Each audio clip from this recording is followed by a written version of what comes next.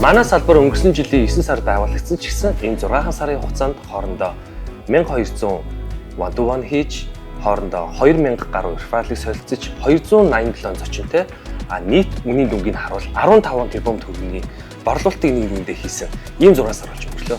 Бизнес гэж хараагүй бизнесүүдэд би бизнес яаж болдгийг ойлгосон.